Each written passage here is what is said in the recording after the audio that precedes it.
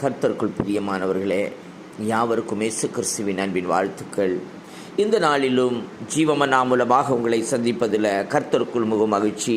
இன்றைக்கு தேவனால் அருளப்பட்ட வார்த்தை சொல்லுகிறது, சங்கீதம் 119 1வது வசனம் சொல்லுகிறது, கர்த்தருடைய வேதத்தின்படி நடக்கிற உத்தம மார்க்கத்தார் பாக்கியவான்கள். ஆமென். அது மட்டுமல்ல, அவருடைய சாட்சிகளை கைக்கொண்டு அவரை முழு இருதயத்தோடு தேடுகிறவர்கள் பாக்கியவான்கள் என்று எழுதியிருக்கிறது. எனக்கருமையான தேவஜனமே, இன்றைக்கு நாம் எப்படி இருக்கிறோம்? ஆமேன், சோத்திரம். வேத மார்க்கத்தை பின்பற்றுகிறோமா, இல்லை வேதத்தை வாசிக்கிறோமா, வாசித்து விட்டு அப்படியே விட்டு செல்லுகிறோமா என்பதை குறித்து நாம் ஆராய்ந்து பார்க்க வேண்டும். நமக்கு கைகளிலெல்லாம் ஒரு வேதத்தை கொடுத்திருக்கிறது. எனக்கருமையான கிறிஸ்தவுக்குள் அன்பானவர்களே, அந்த வேதத்தை வாசித்து அந்த வேதத்தின்படி நடக்க நாம் அழைக்கப்பட்டு இருக்கிறோம்.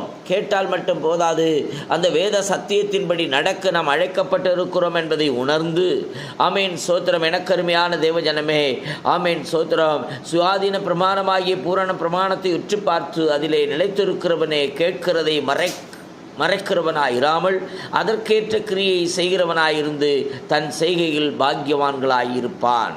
எனக்கருமையான தேவஜனமே, வேதத்தை பின்பற்றுங்கள், வேதத்தின்படி நடங்கள். வேதத்தில் கற்றுக்கொள்கிறது எதுவோ அதையே சிந்தித்து செயல்படுங்கள். கர்த்தர் உங்களை ஆசீர்வதிப்பாராக. ஆமேன் சோத்திரம். ஹல்லேலூயா. ஆமேன். ஹல்லேலூயா.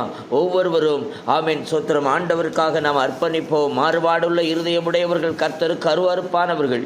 உத்தம மார்க்கத்தாரோ அவருக்கு பிரியமானவர்களாயிருக்கிறார்கள்.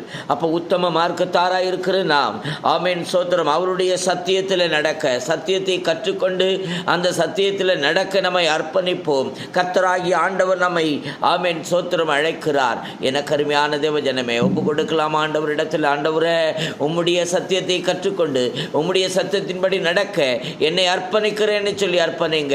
கர்த்தர் உங்களை ஆசீர்வதிக்க போகிறார். உங்களுக்காக ஜெபிக்கட்டும். பரிசுத்தமுள்ள நல்ல பிதாவே, அப்பாவை துதிக்கிற ஸ்தோத்திரிக்கிறோம். அருமையானது வேலை தந்ததற்காய் நன்றி. இந்த நாளிலும் தேவனுடைய மகிமைக்கும் கிருபைக்கும் சமாதானம். ஆமேன். உத்தம மார்க்கத்தாராய் வேதத்தை பின்பற்றுகிறவராய் நடக்க அர்ப்பணிக்கிற ஒவ்வொரு பிள்ளைகளை நீர் ஆசீர்வதிப்பராக. ஆமேன். God bless you all.